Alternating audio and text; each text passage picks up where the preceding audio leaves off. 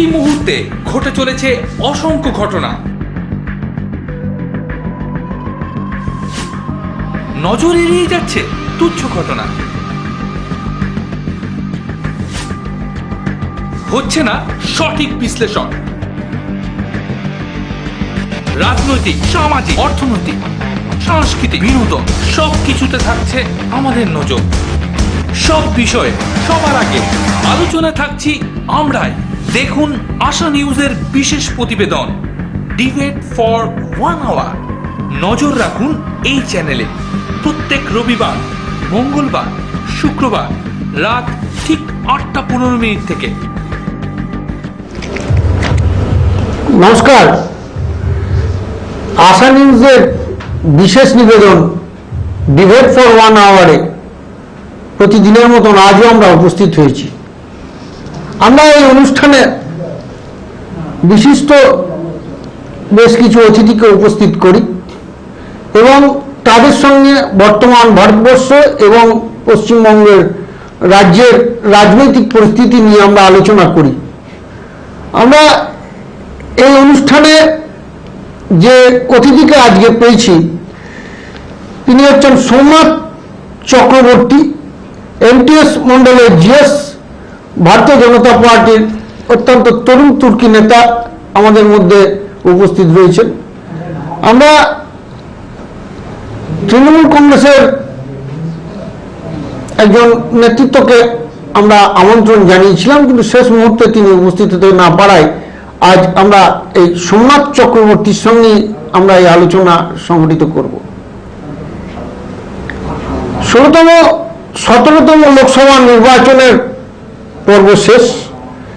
নির্বাচনের ফলাফল আমরা ইতিমধ্যে জানতে পেরে গেছি যে ভারতবর্ষের মানুষ তারা রায় দিয়েছে যে ভারতবর্ষের পরবর্তী প্রধানমন্ত্রী হিসেবে নরেন্দ্র দামোদর দাস মোদী আবার ভারতবর্ষের শাসন ক্ষমতাকে তিনি তার হাতে ন্যস্ত করেছে ভারতবর্ষের মানুষ, এবং ভারতবর্ষকে আরো 5 বছর তিনি ভারতবর্ষের শাসন ক্ষমতা তিনি চালাবেন এবং ভারতবর্ষের মানুষ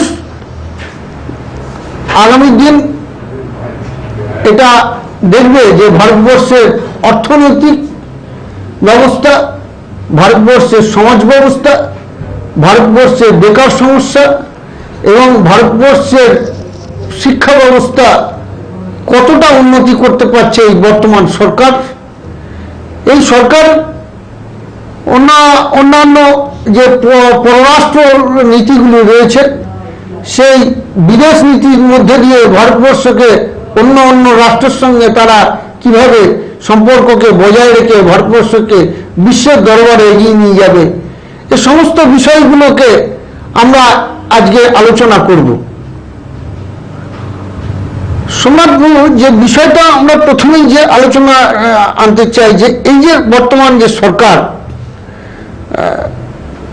তারা যে শপথ গ্রহণ করতে চলেছে, নরেন্দ্র দামোদর দাস মোদী ভারতবর্ষের পরবর্তী প্রধানমন্ত্রী হিসেবে তিনি আবার ভারতবর্ষের শাসন ক্ষমতাকে তিনি তার হাতেই ন্যস্ত করছে, ভারতবর্ষের মানুষ সিদ্ধান্ত নিয়েছে।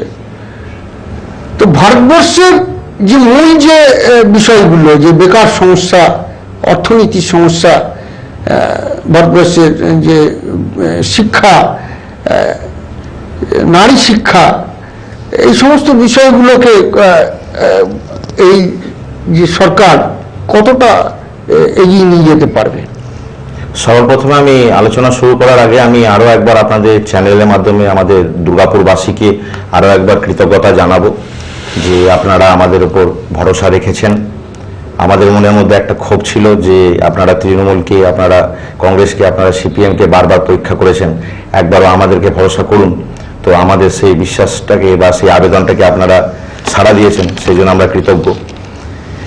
আপনি যে কথাটা বললেন যে আগামী 5 বছরে আমরা কিভাবে পররাষ্ট্র নীতির ক্ষেত্রে বা আমরা আরো ক্ষেত্রে কিভাবে আমরা এগোবো, গত 5 বছর নরেন্দ্র মোদীজি বলেছিলেন যে গত 5 বছর যেটা আমার শাসনকাল ছিল, সেই শাসনকালটা ছিল আমাদের ভারতবর্ষে যেটা হচ্ছিল আমাকে ভিত তৈরির সময় ছিল। এই সময়টার মধ্যে আমি ভিত তৈরি করেছি। আগামী যে 5 বছর আছে, আগামী 5 বছরে আমি এর উপরে বিল্ডিং তৈরি করব। তাই আগামী যে 5 বছর সেটা আমাদের কাছে নিজেদের ক্ষেত্রে নিজেদের অনেক বড় চ্যালেঞ্জ, কারণ মানুষের প্রত্যাশা অনেক বেশি। কারণ মানুষ আমাদেরকে যেভাবে যে বিপুল ভোটে জিতিয়ে এনেছে, যেটা অভাবনীয়, অতএব আমাদের দায়বদ্ধতা অনেক বেড়ে গেছে। এর মধ্যে আমাদের চ্যালেঞ্জ যেমন আছে 2022 সালের মধ্যে প্রতিটি গরিব মানুষের মাথার ছাদ। যখন 2014 সালে নরেন্দ্র মোদী প্রধানমন্ত্রী হয়ে এসেছিলেন, তখন তিনি আমাদের স্বচ্ছ ভারত 2রা অক্টোবর মহাত্মা গান্ধীর জন্মদিনে তিনি স্বচ্ছ ভারত হিসেবে শৌচাগার নির্মাণটাকে গুরুত্ব দিয়েছিলেন, যে সেই সময় ভারতবর্ষের মাত্র 38% মানুষ গ্রামীণ ক্ষেত্রে শৌচাগার ব্যবহার করে। এটাকে গত 5 বছর, আগামী 5 বছরের মধ্যে 100% করতে হবে, এবং তিনি সেটা করে রেখেছেন। তার সময়কালের মধ্যে 100% গ্রামীণ ক্ষেত্রে শৌচাগার তিনি করিয়ে রেখেছেন। এইবার যেটা আমাদের বড় চ্যালেঞ্জ, যে 2022 সালের মধ্যে প্রত্যেকটি গরিবের জন্য মাথার ছাদ, 12 কোটি কৃষকের জন্য প্রতি বছর 6,000 টাকা করে ন্যূনতম সহায়তা রাশি, 2022 সালের মধ্যে বুলেট ট্রেন চালানো, এছাড়া কর্মসংস্থান, আরো বেশি করে কর্মসংস্থান তৈরি করা। এর আগে আমরা দেখেছি, আমরা দেখলাম যে নরেন্দ্র দামোদর দাস মোদী তিনি যে তিনি সেন্ট্রাল হলে তিনি যখন বক্তব্য রাখছিলেন, তিনি কিন্তু একটা কথা বলেছেন যে গতবারের আমাদের নারা ছিল সবকা সাথ সবকা বিকাশ, এবারে আমাদের নারা হচ্ছে সবকা সাথ সবকা বিকাশ আর সবকা বিশ্বাস। এই যে সবকা বিশ্বাস, এ ব্যাপারে সবকা বিশ্বাস অর্থাৎ সবাইকে আমরা একটা বিশ্বাস জাগ্রত করতে পারবো। একদম। কিন্তু এই যে বিশ্বাস জাগ্রত করার প্রচেষ্টা, এটা কতটা সফল হবে?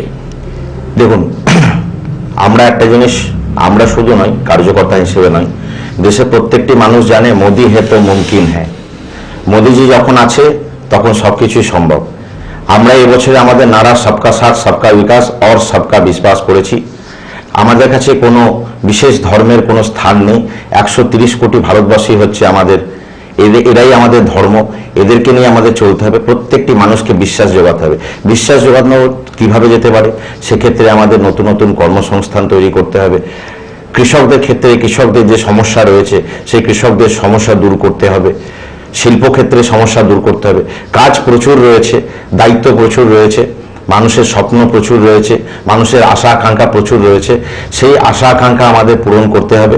এবং আগামী 5 বছর আমাদের দৃঢ় বিশ্বাস, যেভাবে 5 বছর, গত 5 বছরে আমরা কাজ দেখিয়ে, আমাদের উপলব্ধি দেখিয়ে মানুষকে বলেছিলাম যে গত 70 বছরে কি হয়েছে আর গত 5 বছরে আমরা কি করেছি, আমাদের বিশ্বাস আগামী 5 বছরও আমরা আমাদের কাজ এমনটাই দেখাবো যে 2024-এ আবার আমরা সেই রেজাল্ট সাধারণ মানুষের কাছে ফেলে দেবো। আপনারা দেখুন এবং আমাদের কাজ দেখে আমাদের। আমরা দেখলাম নরেন্দ্র দামোদর দাস মোদী তার বক্তব্যতে বলছেন যে আমাদের যাদের কাছে আমরা সমর্থন পাইনি, কেরল থেকে শুরু করে অনেক জায়গাতে, যেসব জায়গাতে আমরা যথেষ্ট সমর্থন পাইনি, সেসব জায়গাতে তাদের কাছে আমাদেরকে যেতে হবে। তাহলে এই যে বক্তব্যটা, এটা কি শুধু নিছক বক্তব্য না, তার এটা কাজের মধ্যে দিয়ে এটা প্রকাশ পাবে? দেখুন, পার্থক্যটা এখানে নরেন্দ্র মোদীজির মানসিকতার আর আমাদের পশ্চিমবঙ্গের মাননীয় মুখ্যমন্ত্রীর মানসিকতার। নরেন্দ্র মোদীজি সেন্ট্রাল হলে সেদিন একটি কথা বলেছিলেন, যেটা আপনি এখনই বললেন, যে আমাদের যারা ভোট দিয়েছে, প্রায় 22.5 কোটি মানুষ আমাদের ভোট দিয়েছে, তাদের উপর যতটা দায়বদ্ধতা আমাদের আছে, সেরকম যারা আমাদের ভোট দেয়নি তাদেরকেও আমাদের দায়বদ্ধতা আছে। 130 কোটি ভারতীয় আমাদের ভারতীয়। কিন্তু সেই জায়গায় দাঁড়িয়ে আজকে আমরা মাননীয় মুখ্যমন্ত্রী 2 দিন মৌনব্রত থাকার পর যখন তিনি সাংবাদিক সম্মেলন করলেন, সাংবিধানিক সম্মেলনে তিনি বললেন আত্মসমীক্ষা করবেন। আত্মসমীক্ষা করে তিনি কি বললেন? তিনি বললেন যে আমার হয়তো উন্নয়নটা একটু বেশি করে দেওয়া হয়েছে, এবার থেকে আর উন্নয়ন করব না, এবার থেকে আমি দলের দিকে বেশি নজর দেবো। মাননীয় এমনভাবে বলতে চাইলেন যে উন্নয়নটা ওনাকে আমাদের দয়া করে করছে। আসলে উনি ভুলে গেছেন ওনাকে উন্নয়ন করানোর জন্যই আমরা ওই চেয়ারটাই বসিয়েছি।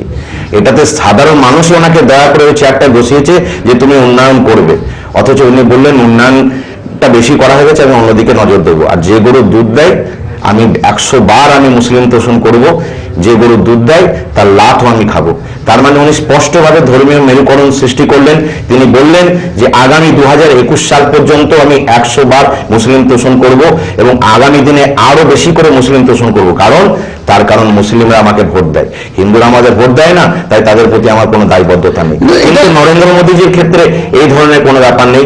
নরেন্দ্র মোদীজি একই কথা বলেছেন, যে আমার ভোট দিয়েছে তার প্রতি যতটা দায়িত্ববান আমি, এবং আমি যারা আমাদের ভোট দেয়নি তার ক্ষেত্রে আমি সমান দায়িত্ববান। এটাই তো একজন প্রধান সেবকের পরিচয়, এটাই তো তার চরিত্র বোঝা যায়। এটাতেই পার্থক্য বোঝা যায় যে নরেন্দ্র মোদীর পার্থক্য রয়েছে। আজকে আপনি যেমন পশ্চিমবঙ্গে ঢুকেই গেলেন, আমি পশ্চিমবঙ্গে ঢুকছিলাম, তো পশ্চিমবঙ্গে আপনাদের যে অভূতপূর্ব এই সাফল্য, এই সাফল্যের পরে আপনারা এই বঙ্গে কতটা এই সরকারকে তাদের যে উন্নয়নমূলক যে কাজগুলো রয়েছে, যে কাজগুলো তারা করছে, সেই কাজে আপনারা কতটা মানে সহযোগিতা করবেন? আপনারা নরেন্দ্র মোদী আন্দোলনই করবেন? নরেন্দ্র মোদীজি বারবার বলেছেন যে উন্নয়নের ক্ষেত্রে প্রত্যেকটি রাজ্য আমাদের কাছে সমান, কিন্তু সেই রাজ্যকেও সেই মানসিকতা দেখাতে হবে যে কেন্দ্রের উন্নয়নটাকে আমরা বাস্তবায়িত করব। আজকে আমাদের পশ্চিমবঙ্গে কি দেখছি, আজকে নরেন্দ্র মোদীজি প্রধানমন্ত্রী গ্রামীণ সড়ক যোজনায় বাংলার প্রতিটি গ্রামে গ্রামে রাস্তা তৈরি করে দিচ্ছেন। তিনি স্টিকার দিয়ে দিয়ে সেখানে বাংলা গ্রামীণ সড়ক যোজনা লাগিয়ে দিচ্ছেন। আজকে শৌচাগার নির্মাণ হচ্ছে, সারা দেশব্যাপী পশ্চিমবঙ্গ শৌচাগার নির্মাণ হচ্ছে, সেখানেও তিনি বাংলার নির্মল বাংলা স্টিকার চাপিয়ে দিচ্ছেন। আবার শুধুমাত্র রাজনীতি করার জন্য, যেখানে ভারতবর্ষের 10 কোটি পরিবার, 50 কোটি মানুষ যেখানে আয়ুষ্মান ভারত যোজনার সুযোগ সুবিধা নিচ্ছে, অলরেডি 2 কোটি মানুষ এই আয়ুষ্মান ভারত যোজনার মাধ্যমে অলরেডি তারা সুযোগ সুবিধা নিয়ে নিচ্ছে স্বাস্থ্য ক্ষেত্রে। কিন্তু আমাদের ক্ষেত্রে কি দেখলাম, দিদি শুধুমাত্র নোংরা রাজনীতির জন্য আজকে আয়ুষ্মান ভারত যোজনাকে এখানে চালু হতে দিলেন না। ভারতবর্ষের 12 কোটি কৃষক যেখানে 2 কিস্তিতে 4,000 টাকা অলরেডি পেয়ে গেছে, আজকে পশ্চিমবঙ্গের কৃষক পেল না। তাই কেন্দ্র সরকার তো দরাজ হস্তে বসে আছে, প্রত্যেকটি রাজ্যকে যে সমান মর্যাদা বা সমান চোখে দেখে পশ্চিমবঙ্গকেও, কিন্তু এখানে আমাদের স্পিড ব্রেকার দিদি রয়েছেন যার কাছে আগে রাজনীতি। পাছে কেন্দ্রের অনুদান বা কেন্দ্রের প্রকল্পগুলোকে যদি বাস্তবায়িত করি, তাতে যদি আমার 2021-এর সিংহাসন টলমল হয়। তাই এটা আমাদের প্রবলেম নয়, প্রবলেমটা দিদির। দিদি যদি হাত বাড়িয়ে দেয় অবশ্যই আমরা আছি। আপনারা পশ্চিমবঙ্গের যে উন্নয়ন, সেই উন্নয়নে আপনারা যারা এই নির্বাচনে জয়লাভ করেছেন, উন্নয়নের ক্ষেত্রে আপনারা সবসময় এগিয়ে আসবেন? এটা অবশ্যই এগিয়ে আসবো, অবশ্যই এগিয়ে আসবো। এর আগের বারেও যখন আমাদের 2জন সাংসদ ছিল, বাবু সুপ্রিয়দাকে আমরা খুব কাছ থেকে দেখেছি। বাবু সুপ্রিয়দা অনেক আমরা দেখছি যে এই যে 100 দিনের কাজ, এই তারপরে অন্যান্য যে কেন্দ্রের যে প্রকল্পগুলো রয়েছে, এই সমস্ত প্রকল্পগুলো কিন্তু 100 দিনের কাজের মতন বেশ কিছু কাজে কেন্দ্র কিন্তু হঠাৎ করে তাদের যে সহায়তা, তাদের যে সহযোগিতা, সেগুলোর হাত কিন্তু তুলে নিয়েছে। 100 দিনের কাজটা কি কোনো কাজ? শুধু কোনো গর্ত খুঁড়ে দিলাম, মাটি নিয়ে গিয়ে ফেলে দিলাম? তার থেকে আমাকে অন্য কাজের ব্যবস্থা করতে হবে, আমাকে শিল্প বাড়াতে হবে, আমাকে কর্মসংস্থান বাড়াতে হবে। 100 দিনের কাজটা আমার মনে হয় না যে খুব বড় কাজ, যে কাজটা না হলে মানে মানুষের বড় ক্ষতি হয়ে যাবে। এই কাজটা আমার মনে হয় না যে খুব বড় কাজ, বরঞ্চ মাননীয় একটা কাজ করতে পারতেন। গত 8 বছর ধরে উনি আমাদের পশ্চিমবঙ্গের মসনাদে রয়েছেন। উনি যদি সত্যি করে কর্মসংস্থানের জন্য আজকে এতটাই আগ্রহী হতেন, তাহলে আজকে শিল্পের জন্য উনি দরবার করতেন বা বাইরে থেকে শিল্প নিয়ে আসতেন। বহুবার উনি সিঙ্গাপুর গেছেন, বারবার ইতালি গেছেন, বিভিন্ন জায়গায় গেছেন, কিন্তু 1 টাকা শিল্প আসেনি। কারণ উনি একটা মেসেজ দিয়ে রেখেছেন সিঙ্গুর থেকে টাটাকে খেদিয়ে। আজও টাটা বলছে যে যেদিনই বাংলায় পট পরিবর্তন হবে সেদিনই আমরা 6,000 কোটি টাকা বাংলায় ইনভেস্ট করবো। আপনারা তো হুগলিতে জয়লাভ করেছেন,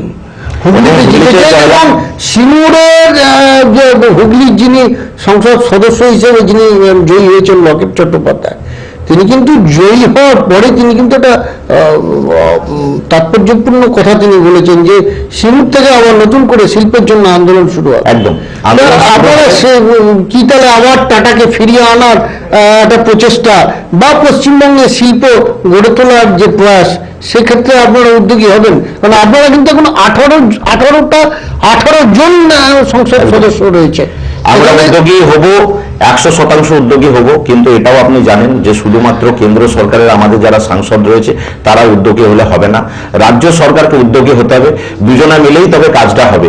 যদি মনে করা হয় যে কেন্দ্র সরকার একা গা জোয়ারি করে এখানে সিঙ্গুরে টাটাকে নিয়ে আসবে আর এখানে মমতা ব্যানার্জির কোনো দরকার পড়বে না, তাহলে সেটা ভুল। ফোন লাইনে একজন আছেন, নমস্কার, শুভ সন্ধ্যা, ডিবেট ফর 1 আওয়ারে আপনাকে স্বাগত। হ্যালো, হ্যাঁ হ্যালো, শোনা যাচ্ছে? হ্যাঁ শোনা যাচ্ছে, বলুন। শুভ সন্ধ্যা। হ্যাঁ, শুভ সন্ধ্যা। শুভ সন্ধ্যা। আপনাকে শুভ সন্ধ্যা জানাই। সব থেকে বড় কথা হচ্ছে যে 18 জন সাংসদ বাংলা থেকে নতুন মালা পড়েছে। তাহলে 18 থেকে তো 34 বেশি হয় কবিবাবু, তো 34 জন সাংসদ থেকে কি করে নিল সেটা আগে বলতে হবে। 5 বছর 34 বছরে নিজের পকেট ভরেছে না বাংলার জন্য চিন্তা করেছে? তাদের তো আগে বাংলার জন্য চিন্তা করা উচিত ছিল, তারপরে তো 18 জন আসবে। এবার আমাদের দুর্গাপুরে তো সংঘমিতা ম্যাডাম ছিলেন, উনি তো অনেক কিছু করতে পারতেন, তো সংঘমিতা ম্যাডামও ছিলেন, প্লাস এখানকার বিধায়ক তো এখানে আবার দল বদলের বিধায়ক ছিলেন। আপনারা দুর্গাপুরে আমাদের এই অঞ্চলের বিধায়ক তো আবার দল ছুট ছিলেন। তো এইসব ব্যাপারগুলো কালকে এখনো শপথ গ্রহণ হয়নি, দেখুন না বাংলার জন্য কি কি হয়। সব থেকে বড় কথা হচ্ছে বিধানসভা বাজবে কিনা সেটাও চিন্তার ব্যাপার আছে। আমি আমার নিজের ব্যক্তিগত মতামত, জানো এই 2 বছর যেন বিধানসভা না ভাঙে। এর মধ্যে এখন যারা সেন্ট্রালে এসে তাদেরকে খুব সতর্ক থাকতে হবে, কারণ এটাই যে সব বেরোজগার ঢুকছে, এই বাঁধ যদি না বাঁধতে পারে তো তৃণমূল থেকে অবস্থা খুব খারাপ হবে বিজেপি, এটাও যেন মাথায় থাকে। ধন্যবাদ। ধন্যবাদ ফোন করার জন্য, আপনাকে অসংখ্য ধন্যবাদ। যেটা সমাজবাবু যে বিষয়টা উনি বললেন যে তৃণমূল থেকে বিজেপিতে ঢুকছে, তো আমরা আজই দেখতে পেলাম যে মুকুল পুত্র তিনি জয়েন করলেন ভারতীয় জনতা পার্টিতে, এবং তার সঙ্গে একদম এক ঝাঁক কাউন্সিলর শুভ্রাংশু রায়ের সঙ্গে জয়েন করলো, এবং পরপর ভাটপাড়া পুরসভা থেকে শুরু করে বীজপুর পুরসভা থেকে শুরু করে প্রায় 3টে পুরসভা মানে একসঙ্গে বিজেপি দখল করে নিল। এই যে বিজেপিতে যোগ দেওয়া যেটা উনি বললেন, এটা কতটা তাৎপর্যপূর্ণ? দেখুন, সংগঠনকে শ্রীবৃদ্ধি ঘটাতে গেলে আপনাকে বাইরে থেকে লোক আনতে হবে। এটা আপনাদের আবার সেরকম হবে না তো যে নব তৃণমূল আর আদি তৃণমূল, আদি বিজেপি আর নব বিজেপির মধ্যে আবার লড়াই শুরু হয়ে যাবে না তো? আমি আপনাকে একটা কথা বলি, আমাদের দলটার মধ্যে একটা সিস্টেম রয়েছে, যারা আসছে তাদেরকে স্বাগত, কিন্তু আপনি একটা জিনিস লক্ষ্য করুন, মুকুল রায় 2017 সালে জয়েন করেছে আমাদের ভারতীয় জনতা পার্টিতে। আসার পর থেকে কিন্তু মুকুল রায়কে কোনো খুব গুরুত্বপূর্ণ পদ দেওয়া হয়নি। মুকুল রায়কে বলা হয়েছিল কি যে আপনি এসেছেন, আপনি আপনার কাজ দেখান। উনি প্রথম কাজ দেখালেন ওনার পঞ্চায়েতের কাজে খুশি হওয়ার পর ওনাকে আরো গুরুত্ব দেওয়া হলো, লোকসভার জন্য দেওয়া হলো। আজকে যারা আসছে, দেখুন এটা এমন একটি পার্টি যে পার্টিতে একদম নিম্ন স্তরের কর্মী থেকে একজন মানুষ প্রধানমন্ত্রী হতে পারে, একজন বুথ এজেন্ট আজকে ভারতবর্ষের সর্বভারতীয় সভাপতি। তো এই পার্টিতে আপনার যদি যোগ্যতা থাকে আপনাকে কেউ আটকাতে পারবে না, সেটা বিজেপি দলেরই হোক বা তৃণমূলেরই হোক। কিন্তু এখানে এই জিনিসটা হবে না, যারাই আসছে তারা এসে পদ পেয়ে, আজকে আমরা যারা অসময়ে লড়াই করেছি আমরা ছিটকে যাব, তারা এসে রাজত্ব করবে। আমাদের এখানে ক্লিয়ার ইনস্ট্রাকশন আছে। আমাদের এ তো নিচু তলার বিষয়, কিন্তু আমি বলছি যে সব বিধায়করা এসে যোগ দিচ্ছে, বা ধরুন পঞ্চায়েতের যারা পদাধিকারী যারা তারা এসে জয়েন করছে, তারা তো নিশ্চিতভাবে একটা পদের জায়গাতে থাকতে পারবে বা থাকা আগামী দিনে দেখুন এই দলটার সিস্টেমটা কোন জায়গায় আছে।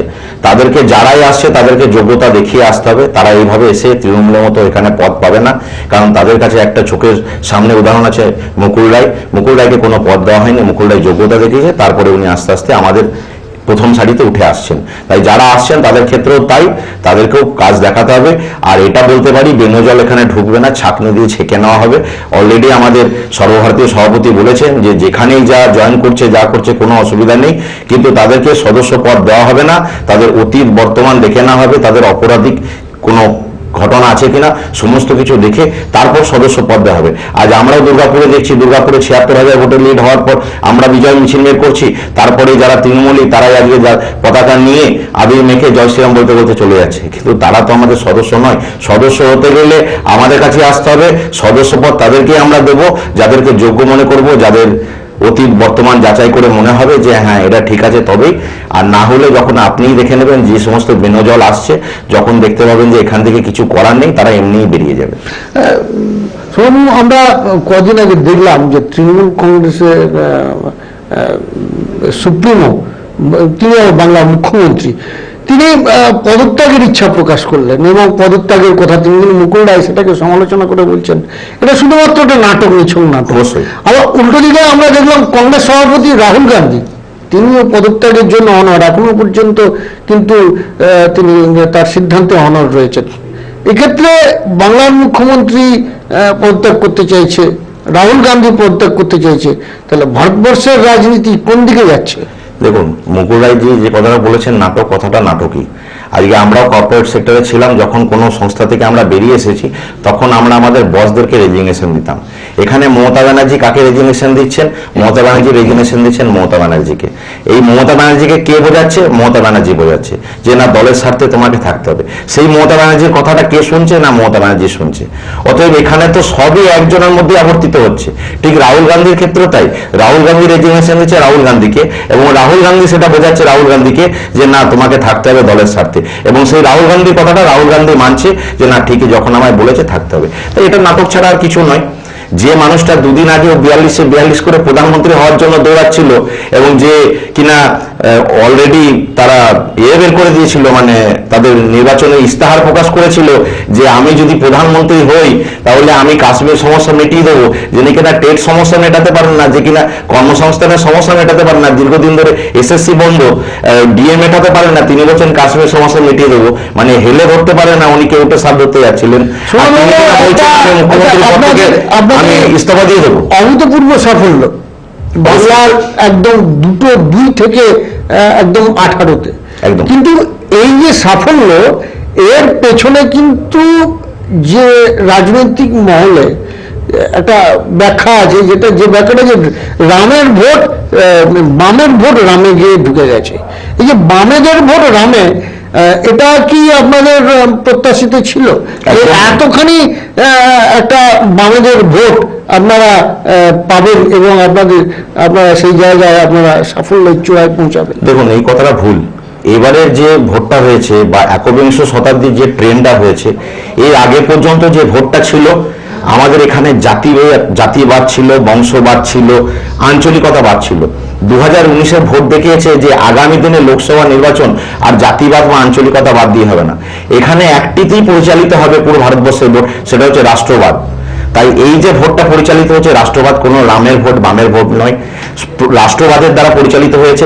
মানুষ মনে করছে রাষ্ট্র পরিচালনার ক্ষেত্রে যে সব থেকে বেশি স্ট্রং, যে শক্তিশালী, তাকেই ভোট দেওয়া হবে। মানুষ তাকে ভোট দিয়েছে।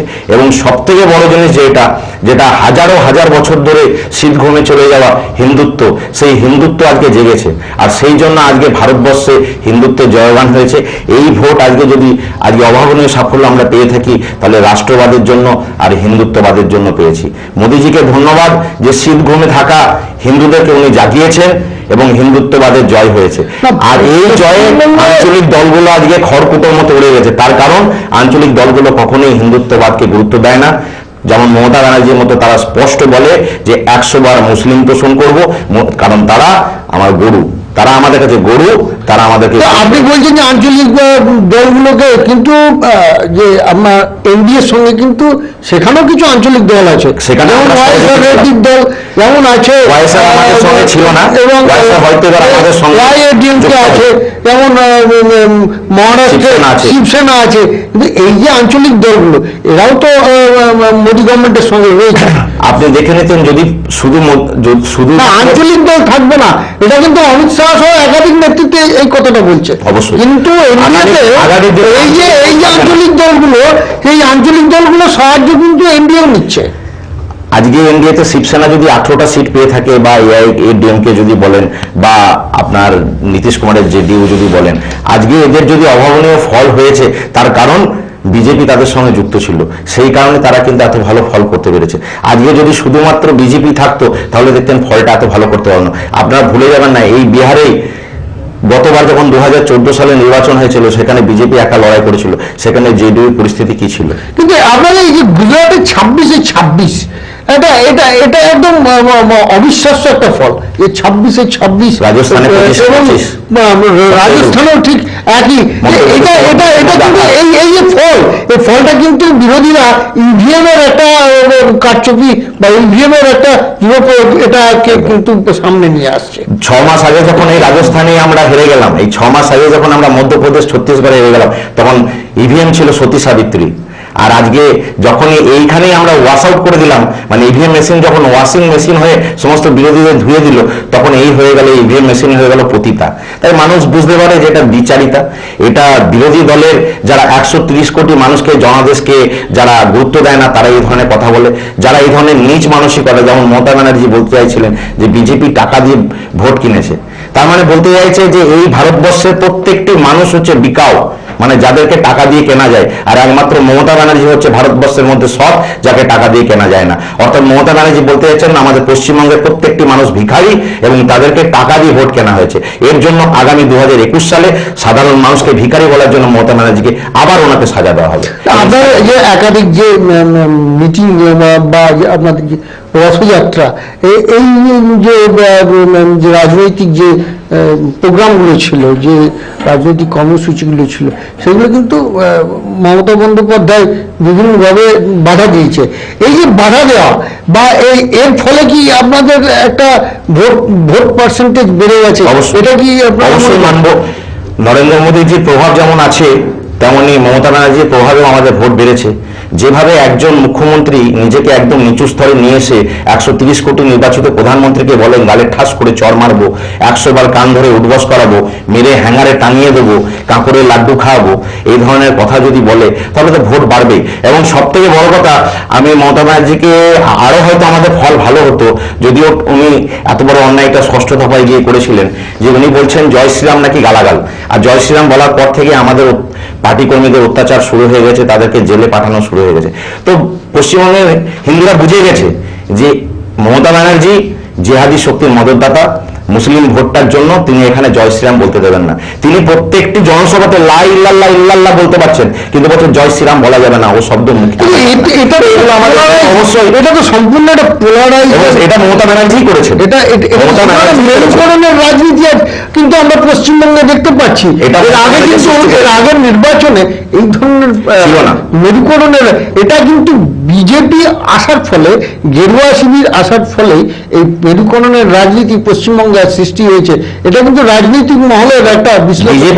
বিজেপির কোন নেতাটা আপনাকে বলেছে বলুন যে গরুর দুধ দেয় তার লাভ খাবো? 100 বার করছি আমি হিন্দু তোষণ করছি, বা 100 বার বলছি আমি মুসলিম তোষণ করছি। বিজেপির কোন নেতা কখনো বলতে পারে না, যদি বলে তাকে সাসপেন্ড করা হবে। এটা মমতা ব্যানার্জি এটা ধৃষ্টতা, যে আজকে পশ্চিমবঙ্গে হিন্দুদের ভোটে জিতে তিনি বলছেন 100 বার মুসলিম তোষণ করব। আমরা সবসময় একটি কথাই বলি, সবকা সাথ সবকা বিকাশ। মুশকিলটা কি জানেন, 1952 সাল থেকে সাধারণ নির্বাচনের পর থেকে আমাদের মধ্যে বিরোধীরা একটা জিনিস ঠিক করে দিয়েছে, যে শুধুমাত্র যদি আমরা মুসলিম তোষণের কথা যত বলবো, আমি তত বেশি ধর্মনিরপেক্ষ। আর আমি যদি সবকা সাথ সবকা বিকাশের কথা বলি, তাহলে হচ্ছে আমি সাম্প্রদায়িক। বিজেপি কোনো রাজ্যে নেই যে রাজ্যে ইমাম ভাতা দেওয়া হয়। বিজেপি কোনো রাজ্যে নেই যেখানে 100 কোটি টাকাতে হজ হাউস বানানো হয়। বিজেপি শাসিত কোনো রাজ্য নেই যেখানে প্রযুক্তিবিদ্যা বিজ্ঞানের থেকে মাদ্রাসাতে বেশি অর্থ বরাদ্দ করা হয়। তা সত্ত্বেও আজকে মমতা ব্যানার্জি যখনও বলছে যে আমি 100 বার মুসলিম তোষণ করব, বেশ করব, যে গরু দুধ দেয় সে গরু লাত খাবো, তা সত্ত্বেও মমতা ব্যানার্জি হচ্ছেন ধর্মনিরপেক্ষ, আর বিজেপি সবকা সাথ সবকা বিকাশ বলে সাম্প্রদায়িক। তো মানুষ জানতে পারছে যে কে সাম্প্রদায়িক আর কে আপনার অসাম্প্রদায়িক। আজকে মমতা ব্যানার্জি পশ্চিমবঙ্গে যে জিনিসটা সিপিএম শুরু করছিলেন সেটাকে কদর্য জায়গায় নিয়ে গেছেন। তিনি ধর্মীয় মেরুকরণের রাজনীতি করেছেন। তিনি শুধু চাইছেন যে আমার হেন তেন প্রকারে আমার মুসলিম ভোটটা যেন কোনো রকম ভাবে অন্যদিকে না যায়, এবং তিনি তার ফলও পাচ্ছেন। 12টি সংখ্যালঘু লোকসভা আসনের মধ্যে 9টি আসনে তিনি জিতেছেন, 2টিতে কংগ্রেস জিতেছে, 1টিতে খগেন মুর্মু আমাদের কোনো রকমে জিতে গেছে। ঠিক আছে, উনি যদি মুসলিম তোষণ করেই উনি ভাবেন যে আমি পশ্চিমবঙ্গের মসনদে থাকবো আর আমরা সবকা সাথ সবকা বিকাশ মন্ত্রকে এগিয়ে নিয়ে গিয়ে আমরা ওনাকে এই মসনদ থেকে ছুড়ে ফেলে দেবো। দেখা যাক বিকাশ করে জিততে পারে। এই যে আপনারা সবকা সাথ সবকা বিকাশ বলছে, এই বিকাশ কতটা ভারতবর্ষের মানুষ দেখতে পাচ্ছি? আমরা দেখলাম ডিমনিটাইজেশন নিয়ে একটা সারা ভারতবর্ষে একটা অস্থির পরিস্থিতি, আমরা দেখলাম জিএসটি নিয়ে একটা অস্থির পরিস্থিতি, আমরা দেখলাম বিভিন্ন ক্ষেত্রে কিন্তু বিজেপি গভর্নমেন্ট অনেকটা ব্যাকফুটে চলে এসেছিল, এবং সেই জায়গায় দেখা গেল যে পুলওয়ামা হত্যাকাণ্ড থেকে একটা দেশাত্মবোধক একটা পরিস্থিতির সৃষ্টি হলো, এবং তাকে সামনে রেখে কিন্তু ভোট ময়দানে এগিয়ে গেল বিজেপি। রিজার্ভ ব্যাংকের গভর্নর, প্রাক্তন গভর্নর রঘুরাম রাজন থেকে শুরু করে ভারতবর্ষের যতগুলো কর্পোরেট হাউস আছে তাদের এমডি, তারা প্রত্যেকে বলেছে যে ভারতবর্ষের ইতিহাসে, এবং শুধু ভারতবর্ষ নয় আমেরিকা থেকে শুরু করে পৃথিবীর প্রত্যেকটি দেশ দরাজ হস্তে সার্টিফিকেট দিয়েছে যে নোটবন্দি সফল। আমাদের বিরোধীরা কি বললো তা দেখে আমাদের লাভ নেই। তারা কেউ রিজার্ভ ব্যাংকের গভর্নর নয় বা তারা কেউ এমডি নয়। নোটবন্দির মাধ্যমে আমরা 3 লক্ষ ফেক কোম্পানিকে আজকে আমরা বন্ধ করতে পেরেছি। এক ধাক্কায় আমাদের যেখানে ভারতবর্ষের 130 কোটি ভারতবর্ষীর মধ্যে মাত্র 3 কোটি ভারতবর্ষী রিটার্ন ফাইল করতো, সেখানে এক ধাক্কায় সেটা 6 কোটিতে চলে গেছিল। অতএব এটাই হচ্ছে নোটবন্দির সফলতা। জিএসটির মাধ্যমে যেখানে মনমোহনজি যখন শেষ করেছিল আমাদের ট্যাক্স কালেকশন 4 লক্ষ কোটিতে, জিএসটি চালু করার পর আজ মাসে 1 লক্ষ কোটি টাকার উপর আদায় হচ্ছে, যার 50% কেন্দ্র, যার 50% রাজ্য পাচ্ছে, অর্থাৎ বছরে 12 লক্ষ কোটি টাকা আয় হচ্ছে। তাহলে জিএসটি কি করে আমাদের ক্ষতি করতে পারে? জিএসটির মাধ্যমে তো রাজ্য সরকারের এবং কেন্দ্র সরকারের আয় বেড়েছে, নোটবন্দির মাধ্যমে তো সমস্ত ফেক কোম্পানি বন্ধ হয়ে গেছে, আমাদের আইটি রিটার্ন ফাইল বেড়েছে। তো এগুলো তো দেশের জন্য সতর্ক হয়েছে এবং সেগুলি আমরা ফল পেয়েছি। রাজ্যে ফিরে আসবো, আমরা দেখলাম একদম শেষ দফা নির্বাচনে যখন অমিত শাহ সর্বভারতীয় সভাপতি র্যালি করতে এসেছিল, হঠাৎ সেই র্যালিতে একটা প্রবল একটা হিংসা তৈরি হলো, একটা চরম একটা সারা কলকাতার মধ্যে একটা অস্থির পরিস্থিতি তৈরি হলো, এবং দেখা গেল বিদ্যাসাগর কলেজে ঢুকে বিদ্যাসাগরের মূর্তিকে ভাঙচুর করা হলো। এটা কিন্তু বাংলার মানুষ খুব একটা ভালো চোখে দেখেনি। বিদ্যাসাগরের মূর্তি ভারতবর্ষের একটা শ্রেষ্ঠ মনীষী, পশ্চিমবঙ্গের প্রতিটি মানুষের মণিকোঠরে যার স্থান, যিনি ভাষা সাহিত্যের একটা স্রষ্টা, সেই বিদ্যাসাগরের মূর্তিকে বিজেপির কর্মীরা ভাঙচুর করলো। এটা আপনাকে কে বললো যে বিজেপি কর্মীরা ভাঙচুর করলো? ওই মিটিংটাতে, মানে ওই যে র্যালিটা ছিল, ওই র্যালিটাতে প্রথম থেকে শেষ পর্যন্ত আমি ছিলাম, তাই আমার থেকে ভালো কেউ জানে না যে ওই র্যালিটাতে সেদিন প্রায় 2.5 লক্ষ লোক হয়েছিল, যেটা মমতা ব্যানার্জি সারা জীবন চেষ্টা করলো কোনোদিন কোনো র্যালিতে 2.5 লক্ষ লোক করতে পারবেন না। তাই ওদের একটা প্রি প্ল্যান ছিল যে এটা একটা বড় যাতে প্রভাব না ফেলতে পারে তার জন্য যেমন তেমন প্রকারে একটা কালিমা লিপ্ত করা। আমরা যদি বিদ্যাসাগরের মূর্তি ভাঙতে হতো, আমার চোখের সামনে দিয়েই যাচ্ছিল, যখন আমরা কলেজ স্কোয়ারে ঢুকি তখন আমার চোখের সামনে বিদ্যাসাগরের মূর্তি ছিল। তো আমরা যদি চাইতাম বিদ্যাসাগরের মূর্তিটা তো ওখানেই ভাঙতে পারতাম। আজকে বিদ্যাসাগরের মূর্তিটা কোথায় ভেঙেছে? বিদ্যাসাগর কলেজের ভিতরে, যে কলেজের লোহার গেটে তালা লাগানো আছে, তারপরে কাঠের বড় দরজা রয়েছে সেটাও লাগানো আছে, তার ভিতরে 2টো ঘরের ভিতরে বিদ্যাসাগরের মূর্তি, এবং সেখান থেকে শোকেস থেকে বের করে ওটা ভাঙা হয়েছে। আমি আপনাদের চ্যানেলের মাধ্যমে বলতে চাই যে আমাদের ওই 2.5 লক্ষ র্যালির মধ্যে কোনো মিস্টার ইন্ডিয়া ছিল না যার হাতে একটা ঘড়ি পরে নেবে আর সে অদৃশ্য হয়ে লোহার গেট পার করে তারপরে আবার আপনার কাঠের দরজা পার করে গিয়ে বিদ্যাসাগরের মূর্তিটা ভেঙে আবার অদৃশ্য হয়ে ফিরে এসে আবার র্যালির মধ্যে ঢুকে যাবে। হয়তো মমতা ব্যানার্জি ভেবে থাকতে পারেন ওই 2.5 লক্ষ জনসমাবেশের মধ্যে হয়তো কোনো মিস্টার ইন্ডিয়া ছিল, কিন্তু আমি নিশ্চিত করতে পারি কেউ ছিল না। যদি ওনার এতই সৎ সাহস থাকে উনি সিসিটিভি প্রকাশ করুন। আপনি একটা ভাবুন, একটা মানুষ কিভাবে দুটো দরজা বন্ধ থাকা সত্ত্বেও ভিতরে কি করে যেতে পারে? কারণ মমতা ব্যানার্জি ভাবেন যে এই রাজ্যে মানুষ বোকা, আমি যেটাই বোঝাবো সেটাই বুঝে নেবে। এর আগে হয়েছে ইসলামপুরে, যখন রাজেশ তাপসকে গুলি করে মারা হলো, মমতা ব্যানার্জি ইতালিতে রোমে দাঁড়িয়ে পিয়ানো বাজাতে বাজাতে বলে দিলেন যে না না, ওটা তো পুলিশ গুলি করেনি, ওটা আরএসএস আর বিজেপি গুলি করেছে। তার ফল উনি দেখতে পেয়েছেন, আজকে রায়গঞ্জে উনি হেরে গেছেন। তাই উনি যদি ভেবে থাকেন মানুষকে ভুলে দেবো, সেটা বুঝবে না।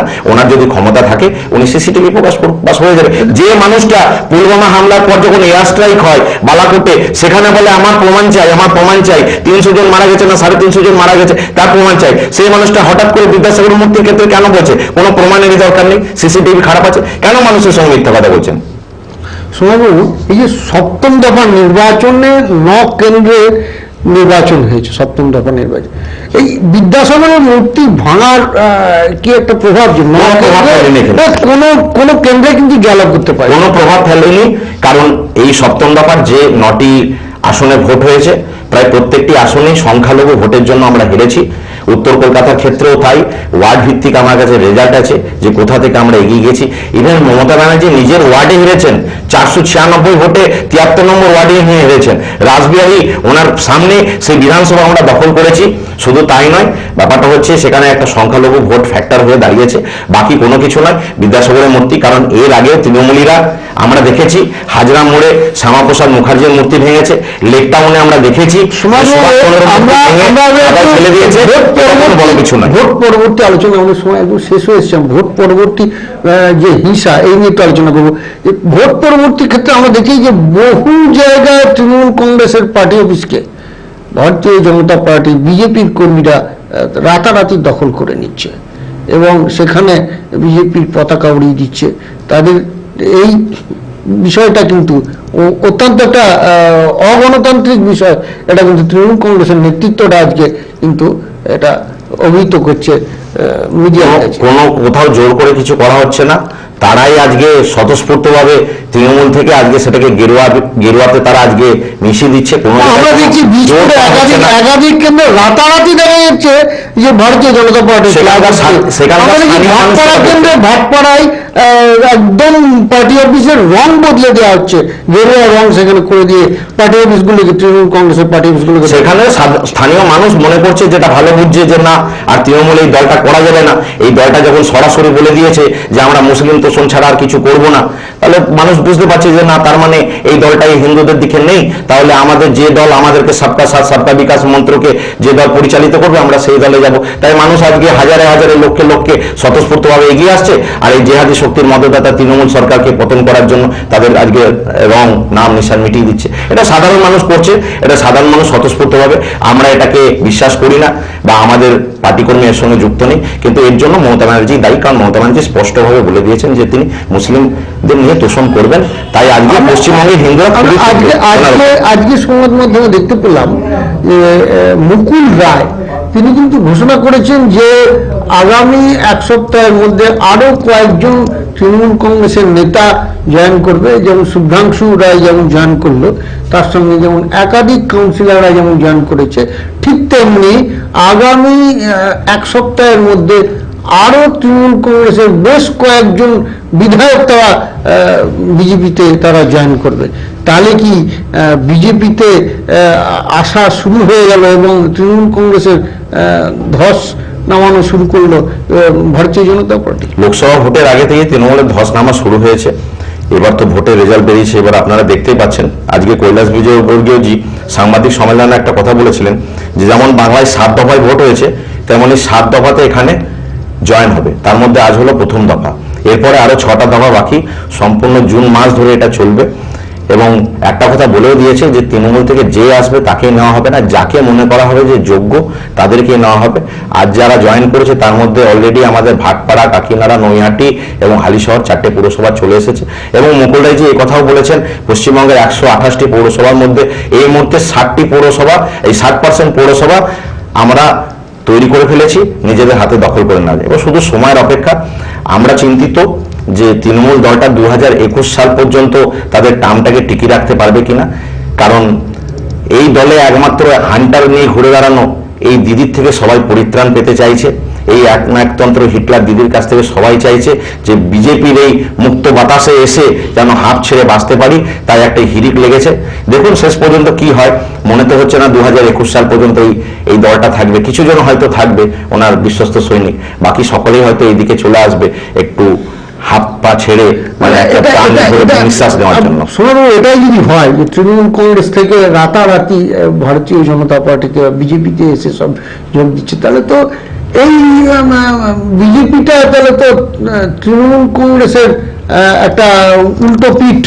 আপনাকে একটা কথা বলতে পারি, জার্সি বদল হতে পারে, যেটা ইয়ের ক্ষেত্রে হয়েছিল যে সিপিএম থেকে এসেছে তৃণমূলে জয়েন করেছিল জার্সি বদল করে, হয়তো তৃণমূল থেকে আজকে বিজেপিতে আসছে, কিন্তু তাদের হাতে রাশ থাকবে না, এটা আপনাকে আমি নিশ্চিত করতে পারি।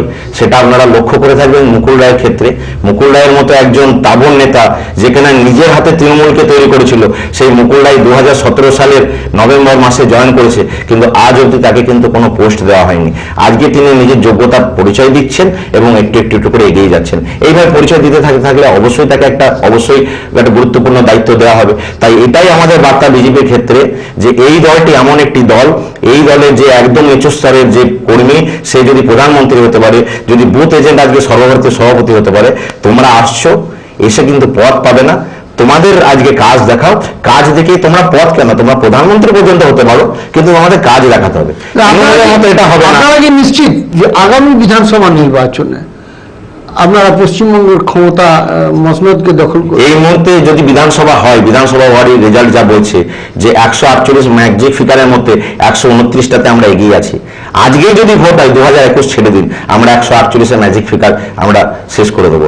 অলরেডি আমাদের কৈলাস বিজয়বর্গ যে দুদিন আগে সাংবাদিক সম্মেলনে বলেছেন, যেমন আমাদের লোকসভা ভোটের ক্ষেত্রে টার্গেট ছিল মিশন 22, পরে ওটা 23 হলো। হয়তো আমরা 23 টাচ করতে পারিনি, কিন্তু খুব কাছাকাছি গেছি, কারণ 42 আমরা ওইসব অবাস্তব কথা বলি না। ঠিক সেইভাবে আমরা এবারে আমাদের টার্গেট রেখেছি আপনারা যদি ক্ষমতায় আসেন, মিশন 180। পশ্চিমবঙ্গের শাসন ক্ষমতায় আপনারা যদি আসেন, তাহলে পশ্চিমবঙ্গের মূল লক্ষ্য কি হবে? শিল্প না কৃষি?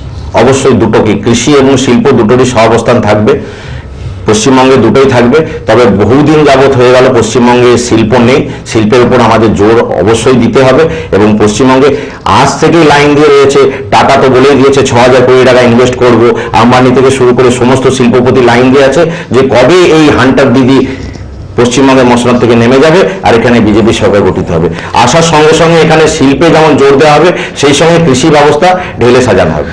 শুধু আমরা একদম শেষ পর্যায়ে চলে এসেছি, আমাদের সময় একদম কম। আমরা যেটুকু সময় আছে আর সেটা আমরা সেই বিষয়টা নিয়ে আলোচনা করবো। দুর্গাপুরে আপনারা, বর্ধমান দুর্গাপুর যে কেন্দ্রটি আপনারা জয়লাভ করেছেন, এটা কতটা প্রত্যাশিত ছিল?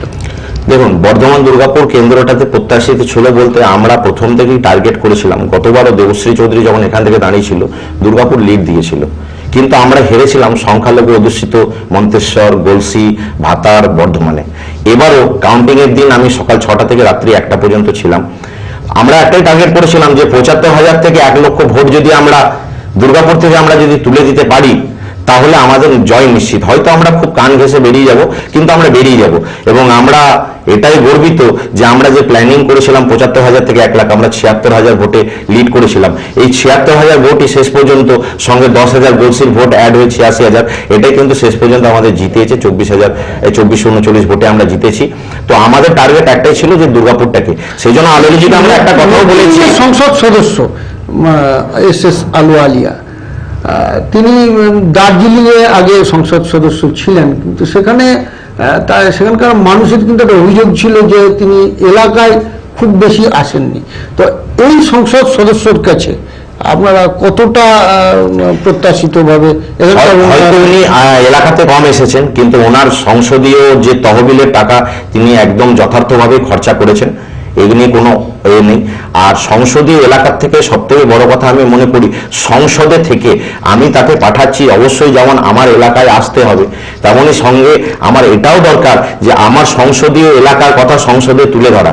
ওনার সংসদে ওনার উপস্থিতির হার, ওনার এলাকার সম্বন্ধে কথা বলা, এটা ঈর্ষণীয়। ইনি বহুবার ওনার সংসদীয় এলাকার সমস্যা নিয়ে কথা বলেছেন, সরব হয়েছেন, যেটা আমরা তৃণমূলের তারকা প্রার্থী দেব বা সন্ধ্যা রায় বা তাপস পালের ক্ষেত্রে দেখতে পাইনি।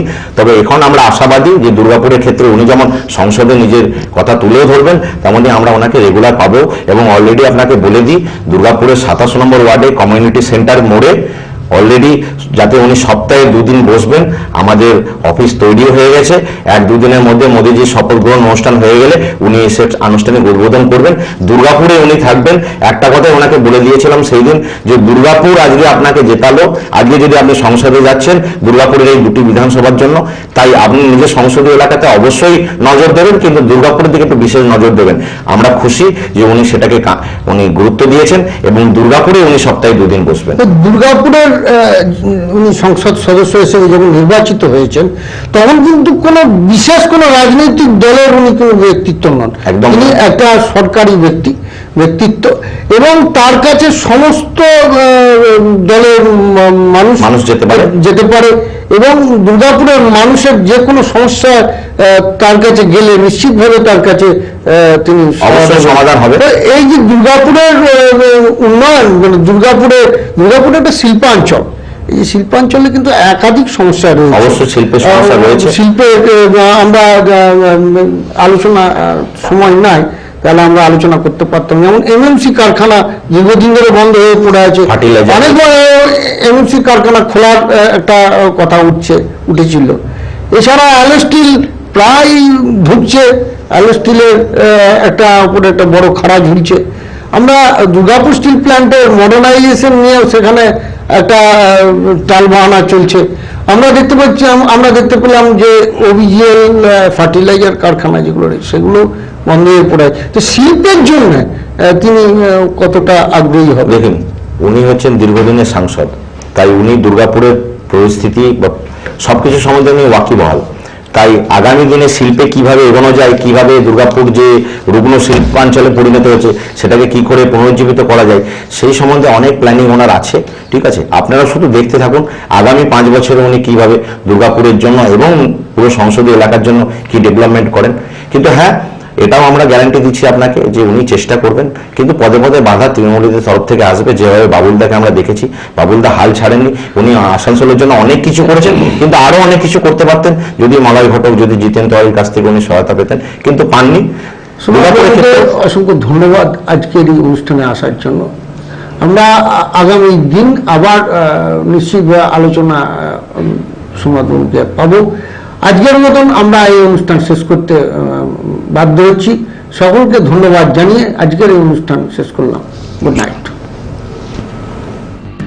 প্রতি মুহূর্তে ঘটে চলেছে অসংখ্য ঘটনা, নজর এড়িয়ে যাচ্ছে তুচ্ছ ঘটনা, হচ্ছে না সঠিক বিশ্লেষণ। রাজনৈতিক, সামাজিক, অর্থনৈতিক, সাংস্কৃতিক, বিনোদন সবকিছুতে থাকছে আমাদের নজর। সব বিষয়ে সবার আগে আলোচনা থাকছি আমরাই। দেখুন আশা নিউজের বিশেষ প্রতিবেদন ডিবেট ফর 1 আওয়ার। নজর রাখুন এই চ্যানেলে প্রত্যেক রবিবার, মঙ্গলবার, শুক্রবার রাত ঠিক 8টা 15 মিনিট থেকে।